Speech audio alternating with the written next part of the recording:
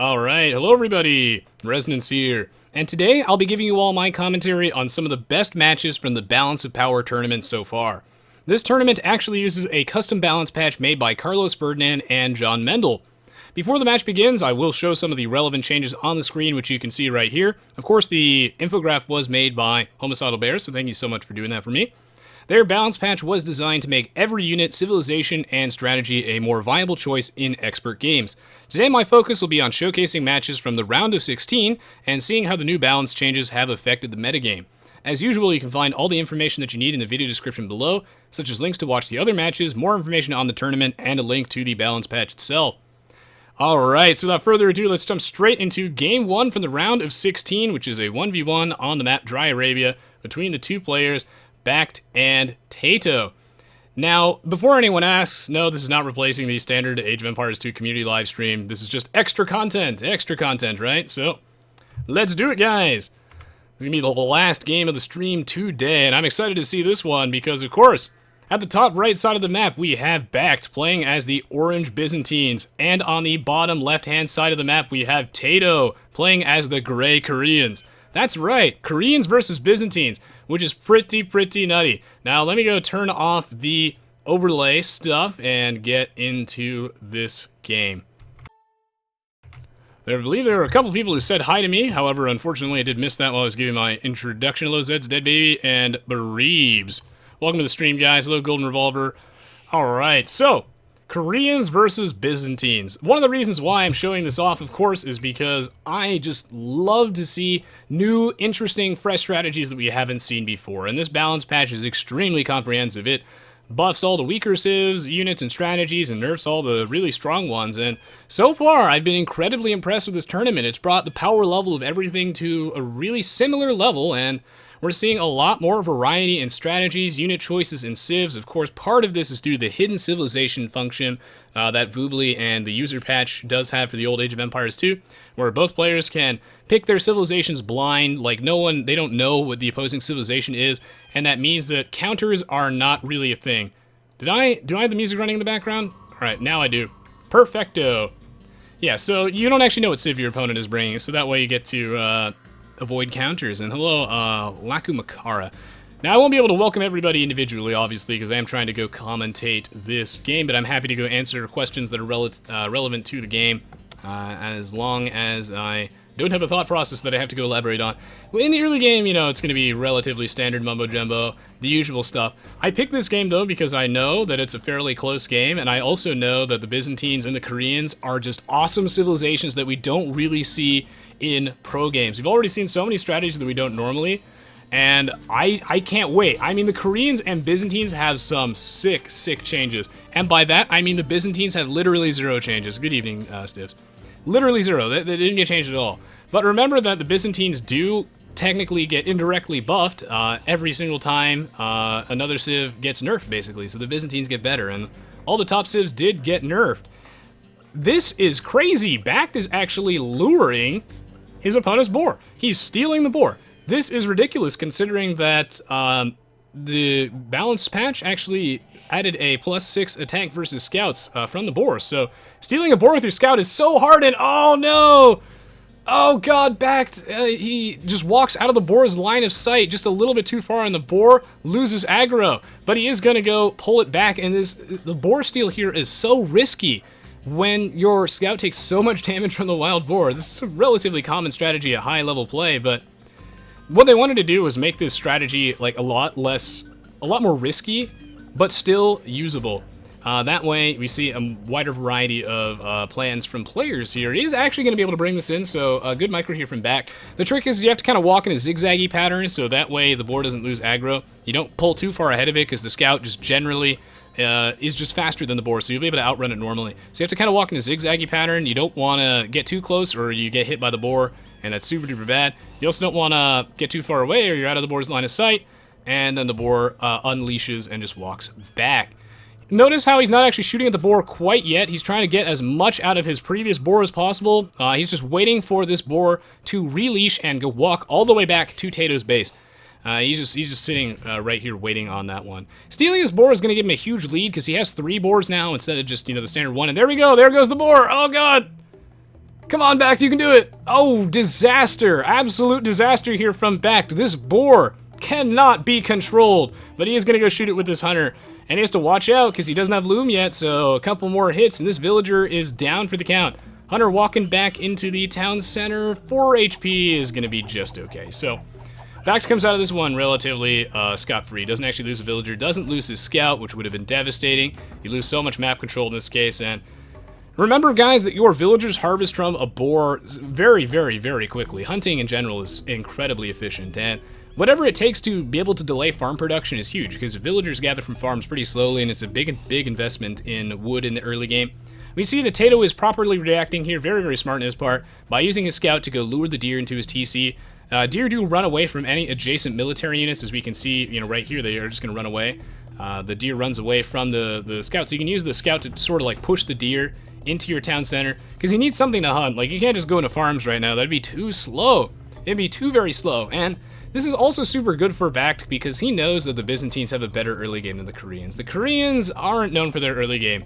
Because remember, guys, like their economy bonus is just faster stone mining.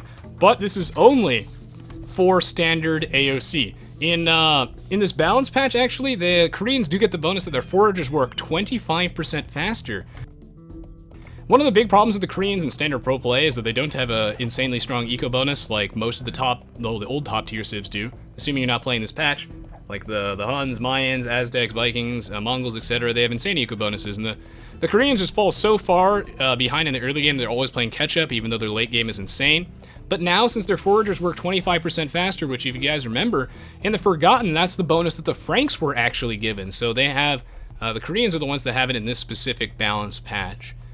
That actually does give the Koreans a little bit better of an early game, but the Franks, but the Byzantines are really just going to pull ahead here, though, just due to the extra board no matter what.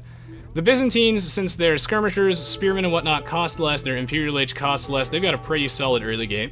And the Koreans' real strength is in the super late game when they get out those, like, you know, mass siege onagers and whatnot. They get access to war wagons, hand cannoneers, halberdiers, such an obnoxious army comp to deal with. So the Byzantines will be able to pull ahead before that, especially because he has the extra boar. I see a Trush coming out here from BacT. It seems like Trushes are very, very popular in this specific tournament because palisade walls and stone walls were nerfed. They do cost a lot more. In fact, both players going for a Trush. It's crazy that TaToh is going for a Trush despite not having, he's down a boar, but since he lured in all the deer, it definitely worked out for him in the long run. He does not want to give up that type of pressure that he gets from the Trush, and BacT is actually going to keep the militia in his own base. This is defensive Trush. He will go for the standard 3, which we've seen many times before in AOC. Remember, guys, that while the Trush is stronger because walling is nerfed and you can't restrict the movement of the militia as well, which is the best way to counter them, they do have 1 less pierce armor, so they do get gunned down by archers a lot easier, and the town centers as well. Tough Man asks, why was boar stealing nerfed anyway? I mean, like, it's kind of a lame strategy, I guess, and I think that most players would rather see a game that goes on beyond that. It's just such a powerful strategy, that's the thing. It's like with slinging, when a strategy is so good, you feel forced. You kind of have to do it, and it's not very exciting when every player is doing the same thing because it becomes incredibly snowbally. And should the map generation be a little bit unfair, or should, one tiny misstep happen, the game will snowball out of control because both players are mirrored and doing the same thing. And that's why I really, really like that the boar stealing was nerfed a bit, slinging was nerfed a bit, so that way players can make more meaningful decisions. I say it's all about making sure that players aren't doing exactly the same thing and mirroring each other. It will happen occasionally as BacT and TaToh, both going forward with 4 villagers here with their Trush. Wow, that's pretty crazy. I wonder if they're gonna get the Men-at-Arms upgrade? Oh yeah, Men-at-Arms for both players here. The Men-at-Arms and above, Men-at-Arms through champions do move a little bit faster. The militia itself do not. And since walls are nerfed, you don't necessarily feel as pressured into going for archers. You can go for something like Men-at-Arms because your opponent won't be able to wall up as much. Their map will be a lot more open. And since drushing is so much better, right, and you're guaranteed to get more value out of it, the Men-at-Arms upgrade's a lot more efficient since you'll probably have militia left over. A big problem with the Men-at-Arms is that, he's going to lose the scout, I think. Wow, BacT is, 1 HP, that's pretty crazy. The Men-at-Arms will be able to actually get into that economy and do a lot more, as walling is not going to be as prevalent. I mean, I say that, but look at this gate here from BacT. This house, he's still managing to do the quick wall off, trying to defend against these Men-at-Arms as both players here are getting pressured super duper hard. Gonna lose an archer here, that kind of sucks, but BacT is gonna put this watchtower down here, and I think this is gonna be completely ineffective, actually. As TaToh is gonna pull a bunch of villagers off the line. This quick wall-off will not be enough. He doesn't have any military units left here now that he lost that archer, and his other men-at-arms are over here on this side. I mean, okay, so the watchtower's not gonna do anything, right? Like, it's not gonna go up, but it still does force a lot of idle time from his opponent. Like, TaToh is going to have to pull a ton of villagers off the line, which we see right here. They're not actually gathering any resources, so it's going to do a lot of damage to his economy. It is really funny, Appleswag, yeah, and I think we will see the Viper and VH fight for Boris still, just not as often. A lot of watchtowers in this game. Oh, man, this is so fresh. I'm really, really, really enjoying this. The stonewalling here from BacT is going to do a lot of damage to his economy. I mean, look at it. He's almost out of stone at this point of the game because the stone walls cost so much more. BacT is kind of desperate because really, like, his economy is in shambles. I don't know what he's going to do when he runs out of these forage bushes, but he's trying to restrict the mobility of this forward, and look at TaToh here just stabbing the houses with his villagers as he's trying to apply as much pressure as possible and maybe even get BacT housed, which he won't be able to do, though. Both players here, so aggressive. Their maps are so incredibly open, and walling is nerfed, and I guess this is one side effect of walls being nerfed just a little bit. Is that means that this aggressive feudal age all-out war is just crazy. Look at all these watchtowers here. TaToh is just going really hard on the watchtowers. He has these two ones defending. I don't actually... Influenza, man, no casters can actually pronounce any of the names correctly. We all know that. And I mean, like, how am I supposed to pronounce it? No, all casters pronounce it wrong. That's kind of like a reoccurring thing in all games, right? All casters get the name wrong. Palisade gates are more expensive. I don't know if they added palisade gates in this patch. I'm not quite sure. To be honest, I think they're palisade walls, right? I am honestly not quite sure. Either way, a lot of pressure coming in here. This watchtower will actually deny this remaining forage bush out here from BacT, which is going to be really, really obnoxious for him. He's going to have to pull back a couple villagers. He also can't reinforce this wall anymore. This gate is still really, really, really hard to take down. It's 2,750 HP. He'll never get through that gate, but he's going to keep trying. I mean, that's one of the benefits of men-at-arms, I guess, is they do get to kind of, you know, cut through that gate a little bit quicker. These watchtowers are going to get denied, actually, as, you know, TaToh does have 2 watchtowers back here, so BacT just have to go back that up a little bit. It reminds me of potatoes. Oh, yeah, totally, yeah. Wolfpack potatoes. It's fine, okay. Yeah, I figured that's how you pronounce it. I was trying to think, it's like, how else would you pronounce it? Would you pronounce it TaToh? Is it supposed to be TaToh? I don't know, man. Either way, another house coming up back here is trying to go reinforce this line. Gate slowly taking damage. Both players here going super all in this feudal war. No one's going to be able to get to the castle age anytime soon. Both players are full offensive with like no defense. They're just relying purely on watchtowers. And what this boils down to is really like, can TaToh hold this stone mine? If he loses this stone mine, he can't build any more towers, and then he'll have nothing left to go defend his base. But in the meantime, he's taking the opportunity to go for a wall off with these houses. I've seen that a lot of players are using houses more liberally to wall because they cost a little bit less, and palisade walls cost a little bit more. Even though houses have less HP, people seem to be using them a lot more for walls. The balance patch does not apply to the Steam AoE. I don't think it's on the Steam Workshop at all, but maybe someone can submit it there. Right now, this is just it's just one of those Voobly mods. They'll probably, I mean, there's like the balance tweaker patch for the Steam version of AoE2 on the Steam Workshop right now, but I don't think Carlos Ferdinand and John Mendl's patch is actually on the Steam Workshop yet. Maybe it is, maybe it isn't. Either way, stone mine over here is going to be a lot safer for BacT than it is going to be for TaToh, as there's really just nothing anywhere nearby pressuring this, and actually BacT will be able to close this off by walling between these two cliffs, and that means that he gets to keep the stone going, and wow. Well, you never get through the gate. That kind of sucks, which means that this pressure from TaToh is not doing as much damage to BacT necessarily as it's doing to him, as BacT has a lot more room to build. But right now, the pressure from both players is kind of dwindling. Neither player really able to make some headroom, and look at how much more open TaToh's vulnerable side of the map is than BacT. BacT has both stone mines and like a gold over here as well. Like he can go wall this direction, but TaToh can't do that. This area is all wide open. Well, I mean, he can do that, but it's gonna be very expensive for him. He doesn't have the eco. He's gonna have to wall from here to here to here to here. In the meantime, that area is all open, and he stands risk of being pressured really hard. Like, his main gold is, like, at the front more, so that means that he is in deep, deep trouble in that regard. And that also means that he is just going to run out of gold. I don't think he really has, like, a safe gold mine that he can actually get. So, TaToh in deep trouble here. BacT is just going to put a house there, so he's just going to lame it a little bit, make it harder for TaToh to be able to saturate that later. He's going to finish these palisade walls because why not? And we have another watchtower fight going on over here. This is very important that BacT does not lose these lumber camps. He's already built 2 lumber camps over here, right? So if he loses the watchtower fight, that's going to be a big blow to his economy. Wow. Okay, TaToh is still trying to worm his way through these walls, although he can actually just walk around, which he's going to go do over there. Oh, that's a great question, Clement.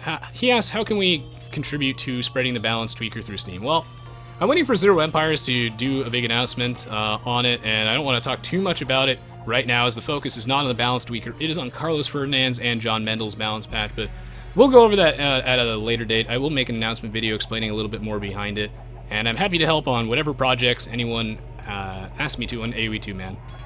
I'm all on board. I support all types of balance patches, projects, and anything that I think will help the community as a whole.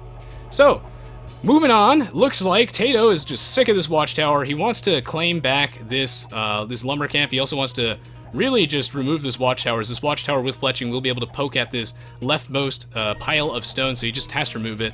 Villager's really, really good at taking out towers. They have a huge attack bonus here. The home field advantage is in favor of BacT because BacT will be able to repair these towers a lot easier. He has 2, in fact. So TaToh will just lose both of these towers. Everything is on fire right now, God. Bunch of archers here coming out from BacT. It's inevitable at this point in the game that both players here transition into archers. Why? Because archers do not cost food, and you need to start thinking about conserving your food so you can stockpile food and advance the castle age, because you lose if your opponent gets the castle age too soon and you're not anywhere near it. Speaking of that situation, this is looking grim for BacT, as he has 700 gold, but no food, and he's not up to the castle age yet. He hasn't started researching it, but TaToh is on the way, because he built a sneaky market, and he's able to rebalance his economy that much better, and just go up to castle age. So he'll get there first. It's not all lost for BacT, of course, as he does have a substantial military lead. And by substantial, I mean like TaToh has 1 military unit left. He has 1. BacT with a huge army. He has to be able to apply pressure here while TaToh is advancing to the castle age. This is window of vulnerability where he blew all of his money on the castle age upgrade. He has no military units. The pressure must go on now. But the Koreans with their mass watchtowers is going to be able to defend this, actually, and make it a lot harder, at least, for BacT to do any substantial damage. Here's something that's sick, guys. Bear with me here. The Koreans get free tower upgrades. They get the free guard tower. And guard tower, generally speaking, sucks. It's a terrible technology, right? We never see players get guard tower, but it's free in this case, and there's so many watchtowers here from TaToh. If anyone's gonna get value out of the guard tower technology, it's gonna be TaToh in this specific game. And not only that, but in this balance tweaker, guard towers get +1 attack and keeps get +2 attack. So we got the new mass watchtower metagame, guys. Look at that. He's up to the castle age. He's got guard tower. Look at that power. He's packing heat right now. BacT's like, what do? I'm standing in a minefield. The guard towers are too strong. Never thought I'd see this day. He's got the guard towers, guys. They've got that 1 extra free attack that they have in this specific balance patch, and yeah, they got that little bit of extra range. BacT is looking for a place where he can apply pressure, but he can't do it. He can't do it now that TaToh has so many watchtowers just all over his base. He has so many watchtowers. Still, though, these watchtowers here from BacT are going to be able to poke at these wood lines. I actually don't think this watchtower is in range of this wood line, which is kind of unfortunate. He won't be able to move those villagers around. There's still a massive military deficit, though, and BacT is still slightly ahead in villagers. He's still slightly ahead, and this is because TaToh doesn't have a second TC, and while he was advancing the castle age, he wasn't able to produce villagers, so BacT was able to, still be ahead in villagers. He's just massively ahead in population in general. Ahead in villagers, ahead in military, but TaToh has the tech lead. It's okay, though, because BacT is advancing to the castle age right now, and now this is when, well, TaToh has to do something with this earlier castle age, right? Like, all eyes are on him.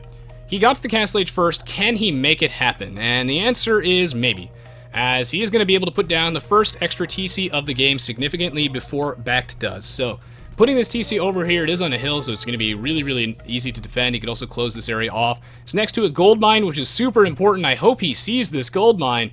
Well, he's inevitably going to. Yeah, no, he sees this gold mine. He needs it. He needs it really badly.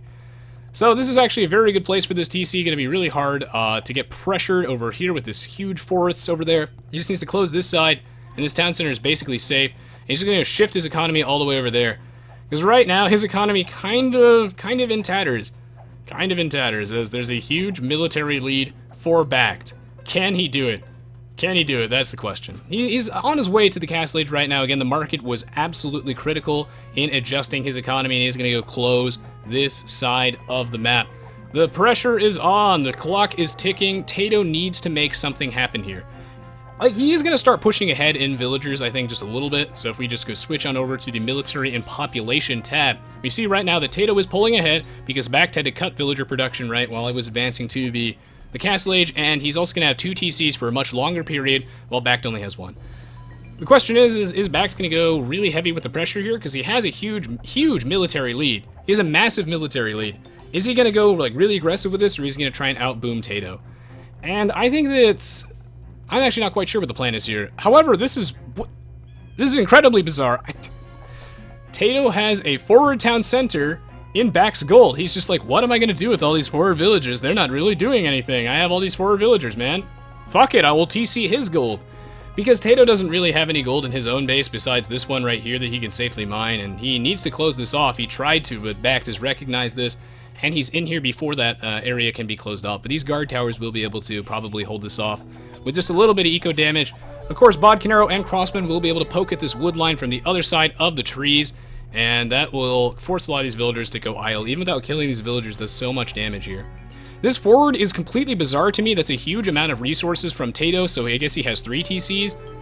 I don't know if it'll really pay off. I guess he wants like a bunch of forward villagers that he can, like a steady flow of forward villagers inside BacT's base, because he doesn't think he can get them out of his own base safely enough, considering that he's just surrounded, being pressured on all sides by these crossbows.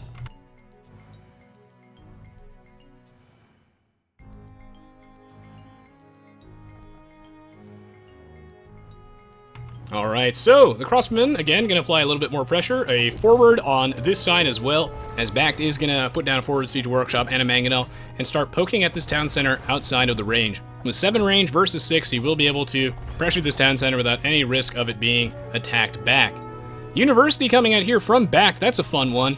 It's for ballistics, so he's just really prioritizing that ballistics upgrade so that his opponent cannot out-micro him. And this is important because he's applying so much pressure with these crossmen that getting this ballistics is great, because the villagers are always going to be running away from you, right? So you will be able to just go poke them down, and they won't be able to run away in time. We'll see how much damage this forward does, because both players here are getting forwarded at the same time. This mangonel, though, is actually getting poked by 2 watchtowers at once, so it will not be able to really do too much there. It will not be able to really do too much there. A forward monk as well, so we see monks and mangonels, a very classic combo from Age of Empires 2. A great combination. Mangonels, of course, weak, very weak to knights, and monks are just one of the best counters to knights. You can convert them, and then you basically kill. It's like killing an enemy knight, and you get another knight for free. So that's absolutely fantastic. It's a huge, huge value game. A Scorpion coming out here from TaToh. As remember, guys, Scorpions did get a bonus to attack, not heavy Scorpions, just the regular ones. And now they're a lot stronger as a Castle Age unit. We'll be able to cut through those crossmen a lot quicker. This town center is taking a lot of pressure from this mangonel. He's going to try and start repairing this. But really, like, TaToh's repairing this because he can't lose this town center. Then it's going to put him really far behind, but he has no answer to it. He's going to have to send, like, a mangonel or something to go deal with this in the meantime. He's getting pressured so hard. He's behind so much from a military standpoint. He's like no military, and it's his 4 versus 15. But the villager count is neck and neck. So this game is a lot closer than it seems. He just has to be able to defend here, and he's going for the value game, right? When you're behind militarily, you have to go for the value game. You can't try and just mimic your opponent. If he went for expos here, he would just lose, right? Because he would always have less crossmen than his opponent. So he has to go for something where he can trade, 2 for 1 or more. Go for the value game. Monk's great 2 for 1 unit. Scorpions as well. Mangonel is also fantastic. But he's got to watch out because the Scorpion that he has over here isn't going to do diddly squat. The Scorpion cannot kill the Mangonel. The Mangonel can kill the Scorpion in 1 hit. And in this time, he doesn't have anything to go deal with BacT. This BacT is just going to go and flank him and sneak into the other side of this economy. gun down these villagers, and look at this mass guard tower strategy. It's sort of working, but perhaps not quite enough. In the meantime, though, again, BacT is doing damage to his opponent's economy, but it hasn't really mattered yet. It looks really bad for TaToh, but their villager counts are still even, and the way this terrain is set up, BacT just can't get into where it counts. He can't get into this back area of the economy. Thank God this conveniently positioned gold mine is there, otherwise TaToh would be dead a long time ago. He needs this gold mine. Just very, very nicely placed. These troops are kind of cornered, and the Mendls are going to come in here. Ooh, BacT with a great micro is going to be able to go juke that shot and then trade 2 mangonels there, so that's going to be really, really good for him. The Monk's moving out here. He's going to have to repair these mangonels because the mangonels are going to be taking shots from those watchtowers, but a great mangonel shot here from BacT is going to trade 1 for 1. Oh, this mangonel's in range of this town center. He's got to pull it out before it dies, but the villagers are body blocking it. This mangonel can't move. He's taking so many free shots, but he keeps the mangonel, and that's what really matters. If he lost that mangonel, that would have been so bad. He would have lost so much pressure here, but he does manage to keep it. The castle is coming up here from BacT right now, and that castle will actually deny almost any form of aggression here from TaToh, so he's on a timer. Once that castle goes up, this rush is really not going to do anything. And, well, BacT is on his way to the Imperial Age with that castle. We'll be able to go for some trebs. This mangonel going to die for free here, so that's really bad from TaToh. He's going to lose that one. And look at the military pop. Both players here kind of giving up on their aggression almost entirely. We got a whopping 3 to 8 military units. That is really tiny. All of these guys are going to go down here from TaToh. I like that TaToh isn't overcommitting to this. And because he sees the castles coming up, he knows that with all these watchtowers, he's not going to be able to make like substantial pressure here. And honestly, guys, the guard towers are doing some serious work. It's actually pretty crazy. Rick Astley asks, how do you feel about enabling cheats in a game one of these days? In my experience, it can make for a very interesting game. It would be hard to regulate like people using the cheats, but I think an Aegis game would be fun. We'll see, but I think that'd be really hard to actually like make sure that people aren't cheating in a cheats game, if that makes any sense. Maybe. Could be interesting. If only there was a way to control it a little bit more. Wow, okay, so this battering ram isn't going to get through this watchtower either, as the crossmen in there combined with the villagers will be able to go gun that down. And now that BacT is in the Imperial Age, things are looking a little bit bad for TaToh. The thing here is that, remember guys, the Byzantines Imperial Age costs less, so their early imp is a huge power spike for them, and that's what makes the Byzantines a strong civilization, is that they're almost always going to get to the Imperial Age first and try and abuse that tech lead. The thing is that like TaToh is actually ahead in villager count substantially, mostly because BacT had to invest a lot of his economy into that Imperial Age. He might be ahead, but he's behind in technologies, and there's nothing he can do as this trebuchet is going to start cleaning out these forward buildings here. TaToh's going to lose his forward inevitably, and there's nothing he can do. He has to get to the Imperial Age, he knows this, and TaToh, being a great player like BacT, is going to use the market to go rebalance his economy and start advancing to the Imperial Age, because he can't allow himself to be behind in techs for this long. Still getting pressured over the other side of this forest by these crossmen. Every little crossman is doing so much damage here to the economy. And right now, this game still neck and neck. The pressure is weaning from both players, but there is a tech lead here from BacT. Can he make something happen here in the time frame before the Koreans get to the next stage? Because he's behind in villagers. Like, this is BacT's window of opportunity here. This is where he is definitively ahead of TaToh. He has to make something happen because once TaToh gets the Imperial Age, then he has the villager lead, right? BacT still does have a military advantage though, so he needs to keep applying pressure right now before TaToh gets the next stage. If we take a look at BacT's economy, he does have a little bit more cash. This one trebuchet isn't quite going to be enough. What is his offensive plan? Looks like Arbalest. It looks like he's opting for Arbalest, and we'll see how that turns out. Another TC. Make it a modern sub-game. Yeah, we'll see the Black Winds. I might do that. Use only woof woof. Yeah, we just replace all the birds with the flying dog. That'd be pretty fun. Game not over yet.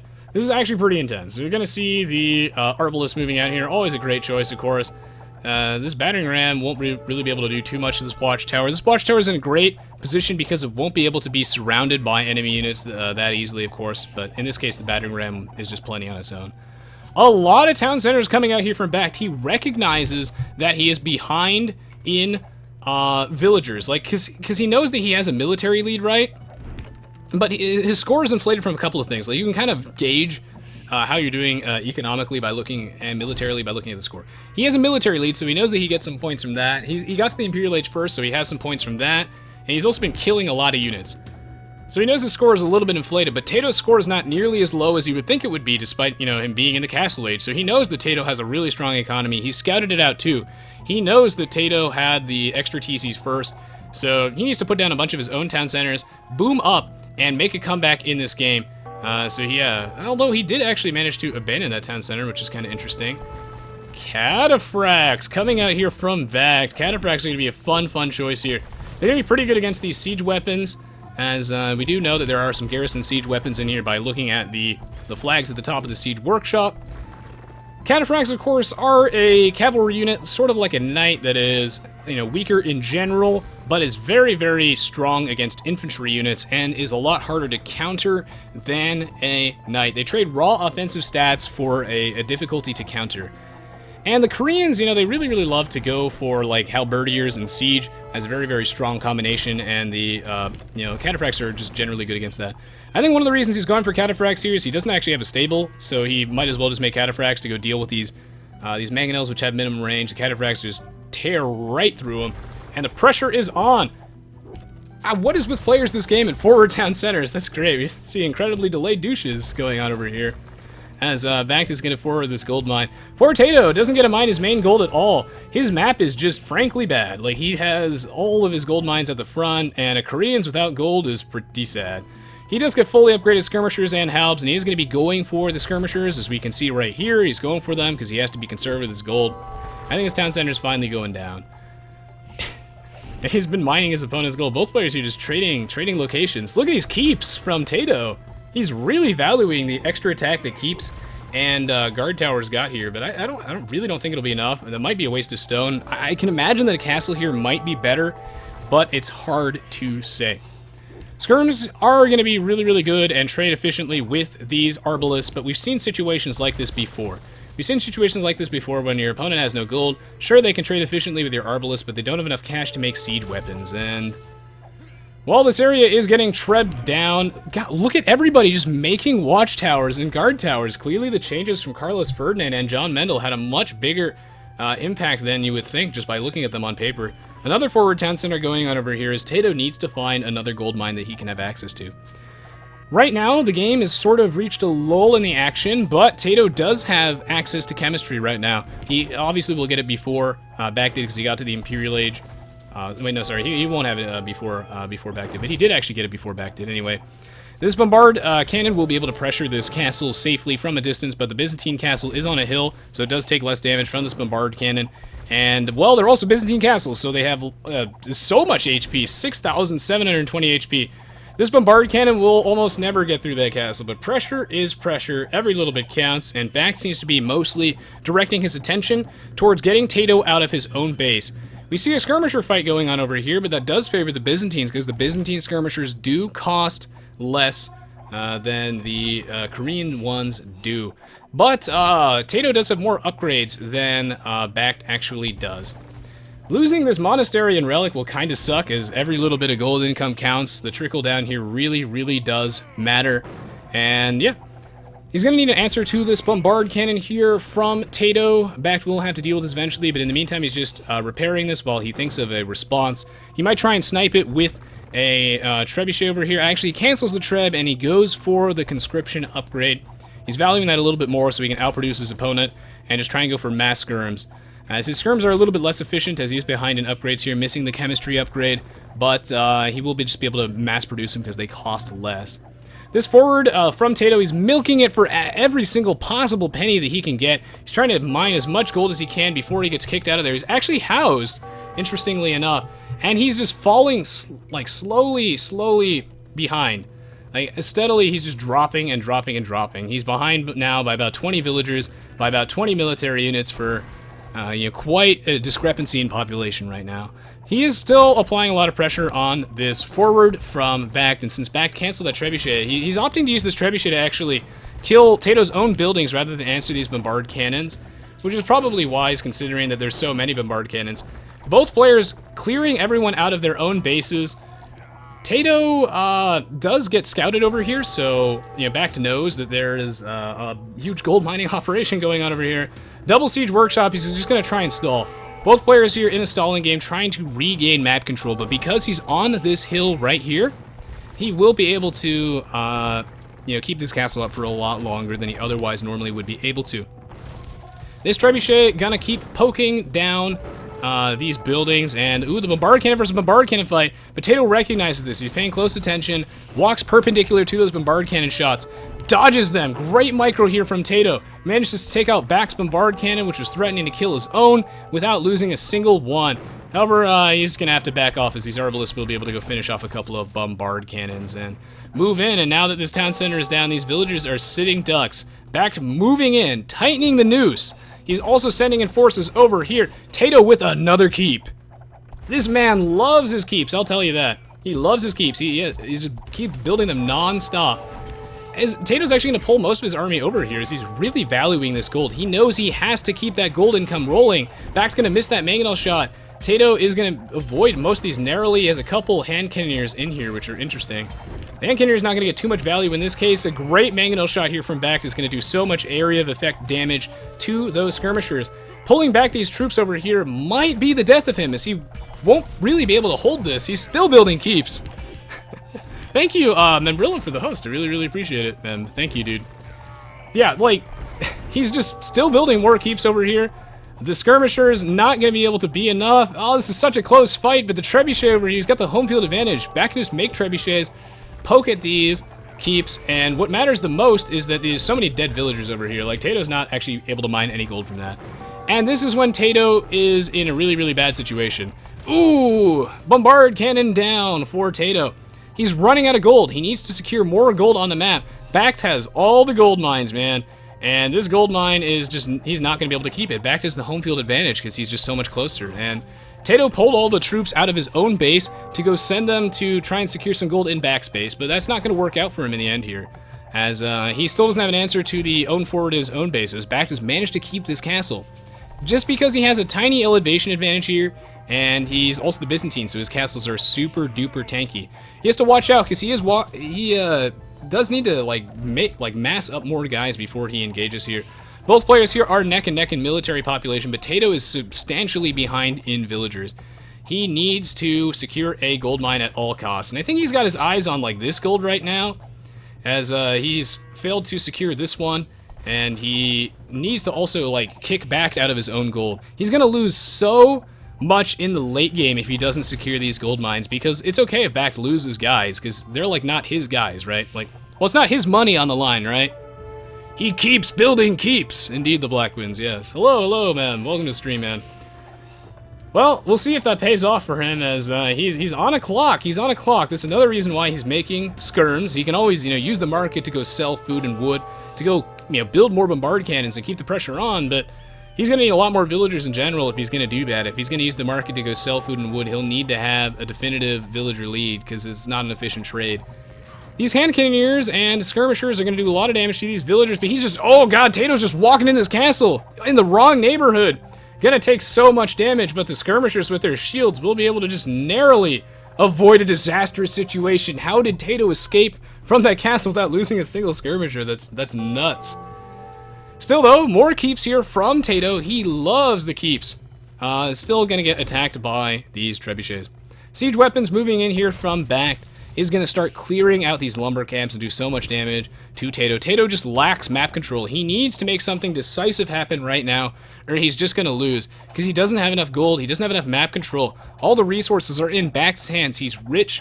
TaToh needs to do something crazy if he's going to come back in this, and I don't know if mass keeps is the thing that he needs. He's steadily falling further and further behind in population. Like, now it's like a 50 pop difference, so it's looking really bad. He wants to build a lumber camp here because, again, he's running out of places to build one, but there's a watchtower over here with the bracer upgrade, so we'll just be able to go poke at these villagers and deny this lumber camp yet again. Bombard cannons are going to continually poke at these villagers. They're going to have to go back out. Yet again, we see Rams versus Rams, some hot Ram on Ram action. Rams being used defensively to go take out the other Rams, as Rams do have attack bonus versus siege weapons. TaToh, though, is still out of cash entirely, and if we flip over to BacT's perspective, he's also actually quite poor, but he still has a definitive pop lead, and this is not favorable for the Koreans. Like, he can't take advantage of any of the things that make the Koreans disgusting, like their mass war wagons, their siege onagers, their hand cannoneers. He doesn't get any of those because he has no cash. Whereas BacT, like, he's really just using the Byzantines to their full potential here, because he has he can just spam trash units, and that's where the Byzantines really do excel because they cost like nothing. The capped rams are going to move a little bit forward. TaToh bleeding, but he's down, but not out yet. Trying to secure whatever gold he can. Maybe he'll take this gold mine back? I don't know. He does manage to actually clinch this forest back, so that's pretty good, right? Yeah, I have heard Mem's new mic, the Black Winds. He sounds nothing like he did before. That new mic made a huge, huge difference. It's pretty cool. These battering rams going to move in here, but yet again, the Byzantines bonus where their buildings have more HP is paying dividends in this case. Siege rams fighting the capped rams does favor the siege rams. They're just too tanky. Gonna blow right through them. The extra 70 HP makes a big, big difference in these ram-on-ram fights. Skirmisher's not gonna be able to do too much to the rams. That's why he has his own rams in there. The rams are like immune to anything that is like ranged. A couple of these skirmishers were a little bit too close to the castle, so they do die here. I mean, TaToh actually has a military lead now, but he's still so far behind in villagers. He needs to make more vills.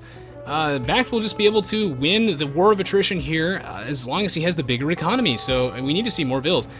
It's possible that BacT is like overboomed in this case, you know, because he has 150 villagers as the Byzantines. He's making like nothing but trash units, but as long as he's not, you know, pop capped, then he still doesn't have enough villagers, so... In that case, BacT did have the appropriate amount, because again, he got up to 193 population. It looks like TaToh is going to call it game. Not able to make enough progress. He's been starved out. Ran out of gold. Did not have the map control. So we saw nothing but towers this game. Towers as far as the eyes can see. And this game was definitely a fun and interesting one to watch. I don't think you'll ever see this many watchtowers in standard AOC. So I definitely got a kick out of watching this one. And we can see really, like, right here, the... Oh, God, TaToh's map, like, everything just in the wrong position, super far forward. He had 2 golds at the front. He had a stone mine at the front. Well, I don't know if he had a stone mine. He had 2 golds at the front, at least. And BacT had his map set up in a way that he was actually able to defend his gold a lot easier. Like, TaToh was trying to, like, trade evenly with pressure here, both players forwarding each other, but I think that really does favor the Byzantines, like when both players are forwarding each other, because BacT, being the Byzantines, does get to the Imperial Age first to get the first trebuchets out inevitably and be able to clean up the forward first before TaToh will be able to clean out BacT's forward, and that's exactly what happened here. The Byzantines, their bonuses here, making such a big difference. Buildings being tankier denied so much aggression, he managed to keep so many castles, and being able to get to the Imperial Age first with that cheaper upgrade allowed him to clear out TaToh's forward, and TaToh put everything in this forward. He had to secure these gold mines, otherwise he's going to run out of gold inevitably. So that's basically how the game was clinched out here. The Byzantines bonus making a huge difference, and when both players are mirroring each other in this case, because the Byzantines get to him first, they get to clear out that forward first with trebuchets, and that's what caused TaToh here to end up barely losing in the end. It was still a very, very close game.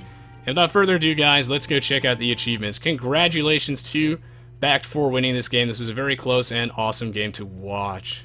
Can't wait to see the achievements. Here comes the standard AOC victory theme that we all know and love. Take a look at the units killed and units lost again. This was a little bit closer than it might have appeared.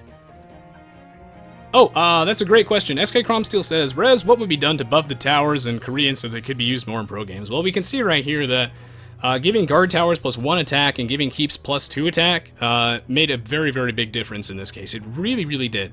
Also, walls being weaker in general makes watchtowers more valuable, because that means that you can't, like, run from your opponent forever. You can't just stall them forever. Like, they're going to have to engage at some point, and having a watchtower is another more reliable way to go defend your economy. Good night, Apple Swag. See you, Vandla. Thank you for tuning in. Today was a pleasure, as always. See the buildings raised here. That's what happens when you get the first few trebuchets. 57 buildings lost for TaToh. He just didn't have the map control, the space to build an economy. It's a reoccurring trend in Age of Empires, too. It makes a huge difference. That 5-minute faster Imperial Age, that basically won the game. That 36 research count lead, also the golds. And the Villager High, of course, as well, was heavily, heavily in favor of BacT. BacT was just able to make more villagers. He had a lot more space to use them, and as a result, TaToh got slowly grinded out in the value game in the late game, and BacT was able to seal the deal, close out that game, and secure another victory for him in this tournament. Now, let me know, guys, what you thought of this series so far. If you want me to cover more of the Balance of Power tournament, if you want me to just cover more standard AOC, let me know what you want to see. Like, This obviously is not a replacement for anything else, it's just extra stuff, right? Like, I'm still doing the community streams, I'm still doing Break the Meta and whatnot, so this is just extra Age of Empires content. I'd love to hear your feedback as always. I read your comments, even if I don't get a chance to respond to all of them. I did live stream this one too, and I'd love to see my weekly Age of Empires 2 live streams, as well as my streams for other games. So just head on over to my Twitch page, link in the video description, on the screen. Scroll underneath the video player to find the schedule. I'd love to have you. Thank you so much as always for the support, guys. Hope you enjoyed this little extra Age of Empires stream. We get a glimpse of what the Age of Empires metagame could be. And this tournament so far, at least to me, has been a resounding success. So, you know, major credit to, John Mendl and Carlos Ferdinand here, as they provide a lot of inspiration for what works and what doesn't. This balance patch is looking really promising, and this could potentially be really, really good for the competitive scene of AoE2 as a whole. This makes me wonder if perhaps the correct approach to the balance tweaker is to go a little bit further, as clearly Carlos Ferdinand and John Mendl's more broad approach is paying dividends in this case. Created some very, very exciting matches, and I look forward to bringing you guys more awesome AoE content. Thank you, Leon. I'm glad to hear that it was fun to watch. Indeed, Ilyik. See you around, man. Good night, Flo Rida. See you, Mysterious Viper. See you, Pete. Good night, and Grex. President 22 isn't human, he's a dog. Yeah, you got me, man. Good night, Undead, Q-Keg, or Queequeg. And yeah, thanks again for hosting me, Mem, and, you know, I also appreciate the Voobly staff taking some time out of their day to go stop by, say hello, give me a hand. And yeah, it's just been an awesome pleasure today. I'll see you all around. I'll see you all next week for some more Age of Empires 2 and other games. So thank you so much for watching, guys. Have a good one. Have a nice day. And I've really been enjoying this tournament. I can't wait to see how the rest of it develops. GG, well played.